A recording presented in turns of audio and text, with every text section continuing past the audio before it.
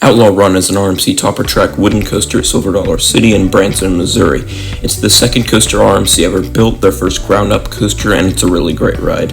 It stands 107 feet tall but has a 162 foot tall drop, which just shows how much this ride utilizes the terrain, but I'll get to that a bit later. Its top speed is 68 miles per hour and it features 3 inversions, an overbanked inversion, and of course the double barrel roll finale.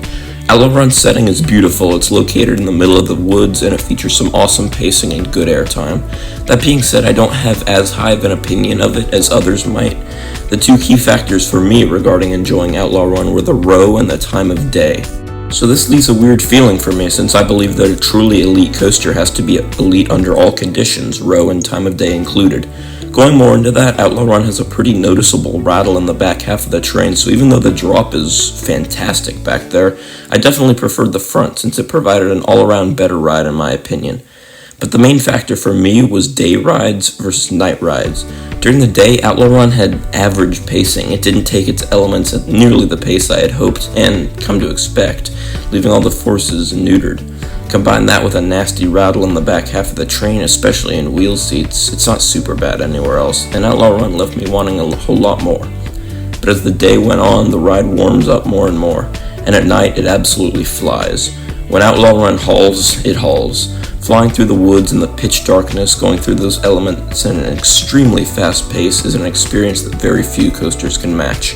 So with all that out of the way, let's get into the overall experience. Outlaw Run is located in a very weird position. Silver Dollar City has a very confusing layout in general, and the path to Outlaw Run is a dead end. There's barely any signage for it. You actually have to walk past the barn swing to get to it. From there, the only part of the ride you can see is the lift hill and brake run. Like I mentioned earlier, the entire layout takes place in the woods, which is a part of what makes it such a unique experience. When you enter the queue, you'll most likely go right to the station. During my entire day at Silver Dollar City, Outlaw Run hardly had any sort of line. The only time it began to back up was at night, and it was a maximum of only around 20 minutes. The park does run one train on this, however, as well as a lot of their other coasters. Talking a little bit about the trains, they're the typical RMC ones, not the new ones, but the old typical ones. A pretty bulky lap bar with the shin guards. The lap bar didn't bother me as much as the shin guards, which are pretty uncomfortable and have no real reason to exist.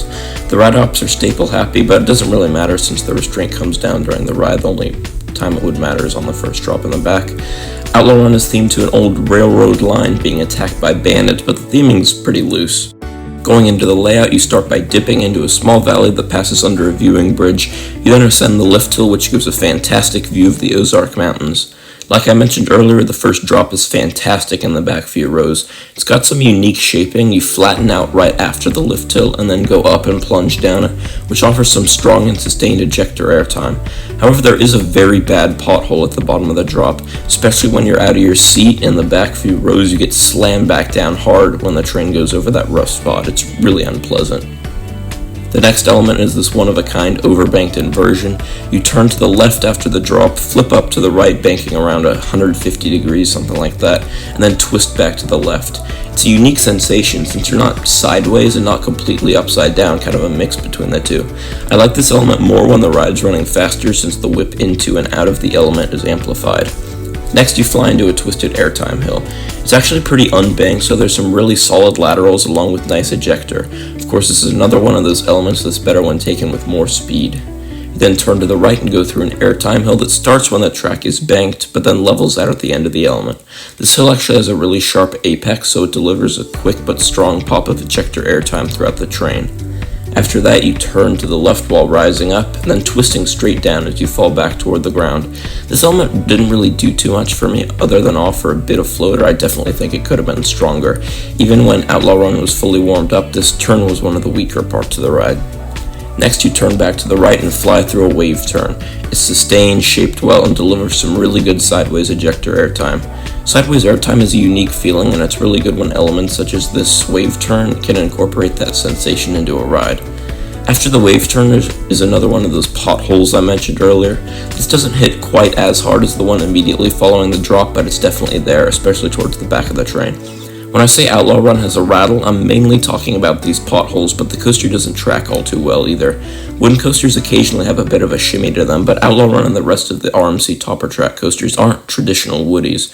Comparing this to Wildfire at Colmartin, as it's the only other RMC Woody I've ridden, that ride is glass smooth throughout its entire layout, and that benefits the ride experience.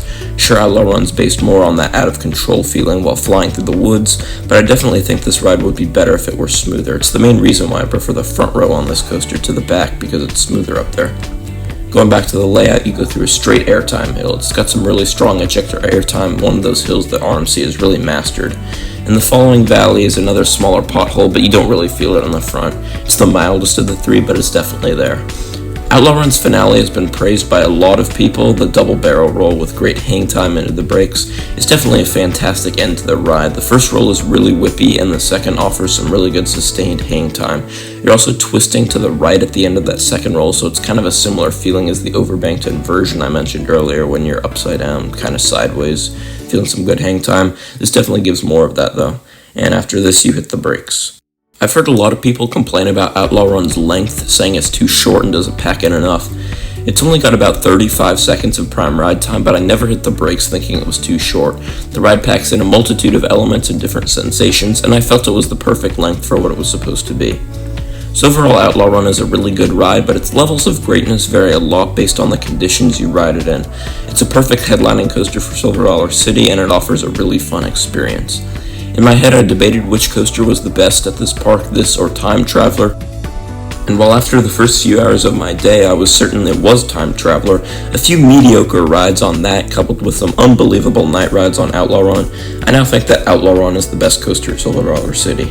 So while I wasn't impressed with my earlier rides on it, there's no denying that Outlaw Run, when it's running great, is an incredible coaster. And now for its rating. Outlaw Run definitely has 10 out of 10 potential, but I can't bring myself to give it that since the experience varies more than any other coaster I've ridden. Overall though, it's a fantastic ride, really growing on me like that throughout the day, so I'll go ahead and give it a 9.5 out of 10.